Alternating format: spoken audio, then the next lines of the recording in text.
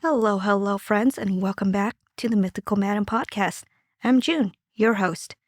And if you've ever felt like you were quietly holding the world together while everyone else was busy setting it on fire, you might just relate to today's mythological figure. Welcome to the Mythical Madam, my little corner of the internet where we sip on a bit of curiosity and wander into the eerie, the haunting, and the beautifully strange. So if you're ready for a little chaos, a little darkness, and yes, plenty of my unsolicited thoughts along the way, get cozy and settle in wherever you are. Welcome to the Mythical Madam Podcast, where we share the myths, the mysteries, and oh yes, the mess. Before Odin, before Thor, before any god could throw a tantrum or a lightning bolt, there was a cow. Not a war goddess, not a celestial beast, a literal, milk-producing, ice-licking cow. Her name was Adhamla. No throne, no prophecy, no divine spotlight, just salt, ice, and a cow who accidentally jump-started creation by licking a glacier. Today, we're going back, way back, to the icy void before time began, where a single cow quietly fed a frost giant and accidentally licked a god into existence. No violence, no chaos, just dairy-based destiny. Now, let's talk about Norse creation's most underrated MVP, the cosmic cow who fed giants, birthed gods, and dipped out before the drama started. This is episode 9, Adhamla the Cow. Let's begin. We're going back to the very beginning, not of a story, but of everything. This is Ginnungagap, the Norse version of the great, dark, cosmic void. Not just empty space, but a deep, ancient stillness, the kind that holds its breath. No sun, no stars, no gods, just endless nothingness and waiting. To the north, Niflheim, a realm of frost, ice, and swirling mist. To the south, Muspelheim, a fiery land of sparks and chaos. And if those names sound dramatic or a little confusing, they should. In Old Norse, the word heim means home or world, so Niflheim is literally home of the mist, and Muspelheim is home of fire. The Norse cosmos weren't subtle. It was structured like a mythological postal system, if you will. There was 9 realms, each with their own extreme climate, cosmic tensions, and chaotic tenets. And when these 2 realms finally collided in the heart of Ginnungagap, something began to stir. Ice met fire, steam rose. The void started dripping, melting, fusing. And from this elemental chaos, life began to take shape.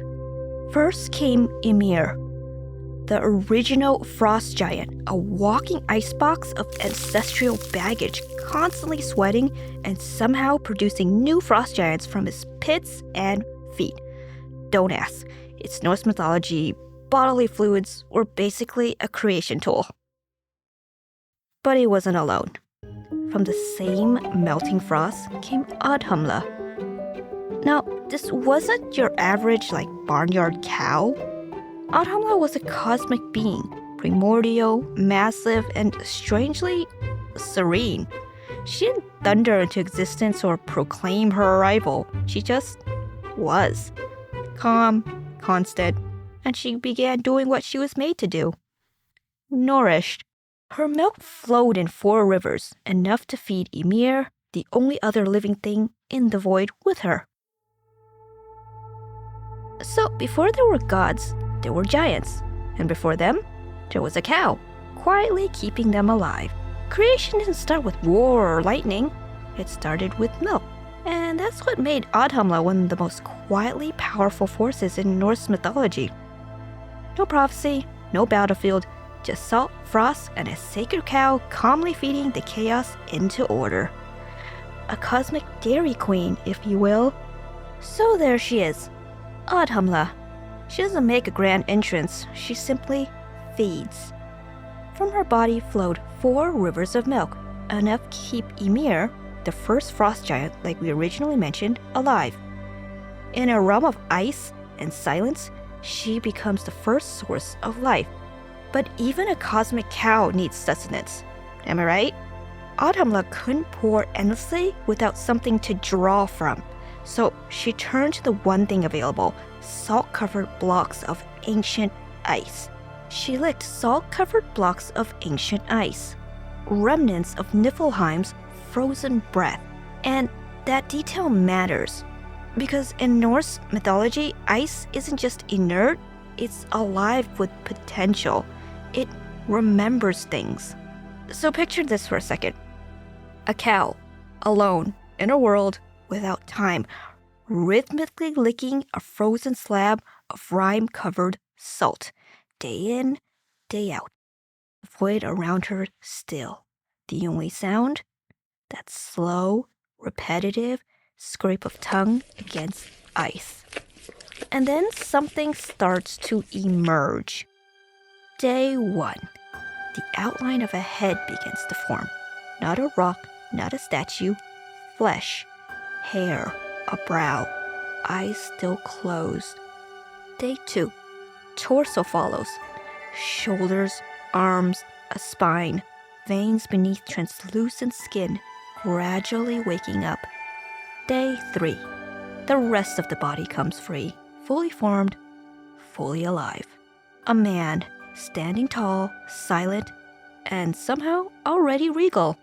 Now, this wasn't just some ice zombie or golem like we're thinking.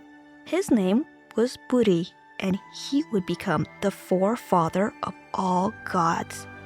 No lightning bolt though, no divine intervention, just salt, time, and a cow's persistence. And this part is easy to miss, but it's huge. Adhamla didn't just nourish the first living thing Ymir, she also revealed the one who would eventually bring balance to the chaos.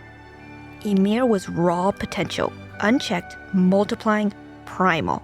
From his armpits and feet came an endless stream of frost giants, beings of pure chaotic force. He was nature with no boundaries, growth with no shape, power with no direction.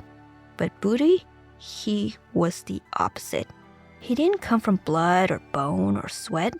He came from ice, from time, from the persistence of a cow methodically licking a salt-covered glacier for 3 full days. And out of that stillness emerged something new, a figure rooted in order. Budi was the quiet beginning of structure, of lineage, of divine legacy. Not loud, not wild, just steady. He would go on to father Bor, who would father Odin, Vili, and Ve, the trio who would eventually slay Ymir and build the cosmos from his corpse. But that tale? That's for another story, for another time. What matters now is this. This entire chain of creation and cosmic purpose, it started because Adhamla was hungry. And then she disappears. No death scene, no transformation, no divine curtain call.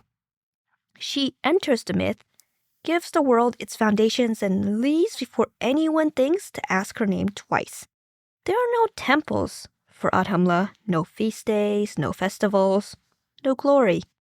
But without her, Ymir would starve, Budi would stay frozen, the gods would never be born, and this myth wouldn't even begin. Sound familiar at all? It's almost exactly what Viracocha did, the Incan creator god we covered in one of our earlier episodes. He formed the world, breathed life into humanity, and then simply turned and walked across the sea. No monument, no farewell, just done. There's something about these mythic figures who don't wait around for credit. They build, they give, they vanish. No applause, no shrine, just the quiet satisfaction of enough. Maybe that silence is the point. Maybe the most essential forces aren't the loudest. Maybe creation doesn't need a crown. It just needs a beginning. Adhamla didn't just sustain the myth, she made it possible. It's like milk was the first magic. And honestly, that tracks. When we're nourished, great things happen. Whether you're licking a god out of a glacier or just trying to survive a Tuesday, you need to eat. Cosmic truths and human ones. And from that quiet, nourishing forest came Budi, fully formed yet untouched by glory. He stands there in the stillness, left behind, no words, no mission, just a presence already bearing the weight of a world to come. No myth describes what he thought in that moment. No prophecy echoes in his mind. He just is, the foundation the gods will be built upon. He will carry the divine forward. But he would have not existed without her. Adhamla was never the main character, but she was the reason there could be one. Now, let's talk about her name, because who doesn't love a good etymology? Fun fact. In Norse mythology, names aren't just labels, they're like little mythic breadcrumbs, and Adhamla's, it tells us way more than it seems to at first glance. It comes from Old Norse. Ad means wealth, but not in the gold-hoarding dragon kind of way. Think abundance, provision, or sustenance. And Humla means hornless, as in a cow without horns. So her name loosely translates to the hornless one who brings wealth, or if you think about it in a more poetic sense, abundance without aggression. And that's kind of radical, because we're talking about a mythology where most things were earned by violence. Odin had to hang himself on a tree for 9 days to gain wisdom. Thor smashes things to restore order. Giants are either killing or be killed. And yet, here comes Adhamla. No horns, no thunder, no epic monologue. She feeds, she reveals, she exits. Her name tells us exactly what kind of power she holds. Quiet, nourishing, foundational. She doesn't lead with dominance, she leads with enough. Now, it's easy to overlook a cow in a myth, especially a hornless one. But when her name literally means sustaining abundance, it becomes clear. She didn't need to fight. She was the reason anything could start at all. And maybe that's why she disappears so quickly from the story. Because Adhamla's magic isn't in the drama, it's in the unseen work of keeping things alive. The Norse cosmos were born from extremes: ice and fire, chaos and control. But nestled right there in the heart of it all was a cow. No horns, no ego, just milk. And that's what kicked everything off. Okay, pause for a second here and really think about this. In a mythology obsessed with gods who swing hammers and giants who swallow worlds whole, the very first divine act, according to this myth, was done by an animal. Not a god, not a spirit, not some glowing staff-wielding humanoid. A cow, a non-verbal, four-legged, hornless being who doesn't command anyone, she just feeds. That's kind of wild when you zoom out and compare to how most mythologies kick off.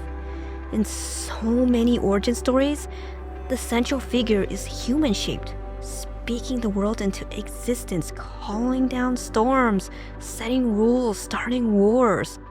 But Norse mythology doesn't open with a throne or a thunderclap. It starts with instinct, with survival, with a cow licking ice because she was trying to get through her day.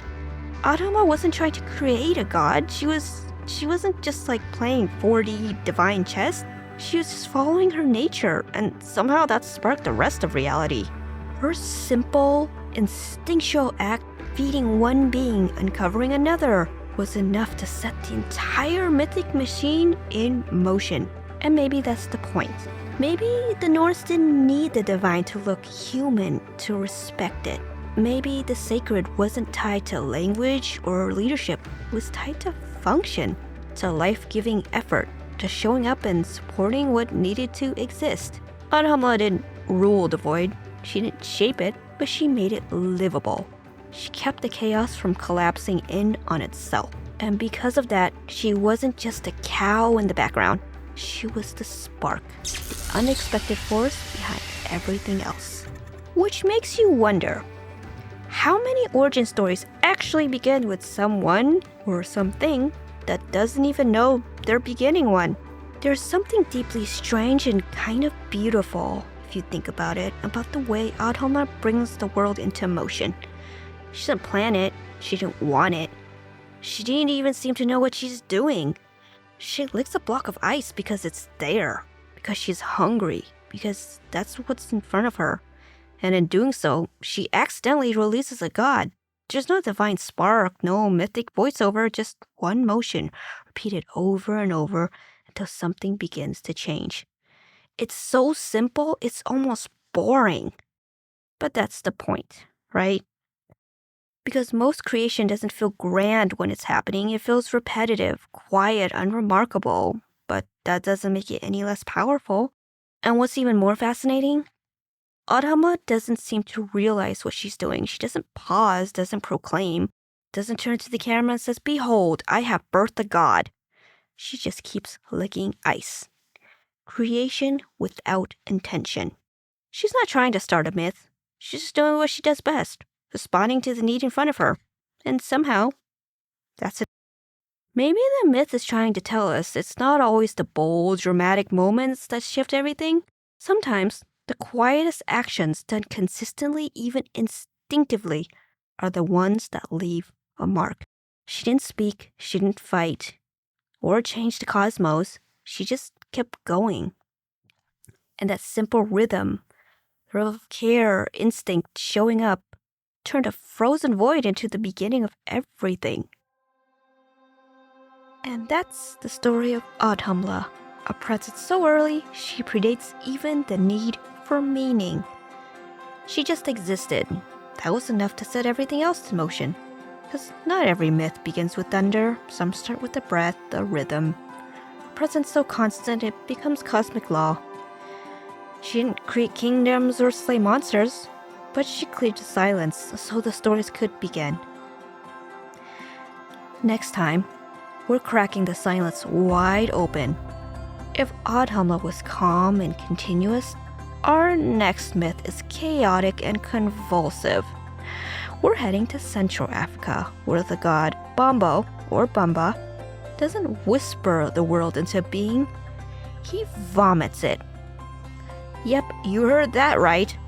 Creation through upheaval, light, land, and life, all expelled from the belly of a being who had no other choice.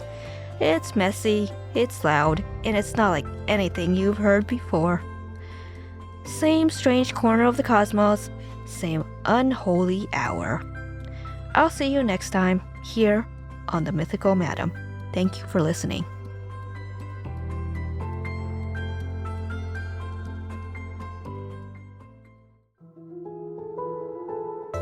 If you enjoyed this episode, please let me know and leave a review on Apple Podcasts. And make sure to leave your comments if you're listening on Spotify. Don't miss out on a single episode. Episodes dropping bi-weekly, so make sure to subscribe on the show on Substack at Mythical Madam and my YouTube channel. The Mythical Madam is produced and edited in partnership with Andy Lara at sunfacemedia.com. I'm incredibly grateful for the collaboration and support in bringing these stories to life.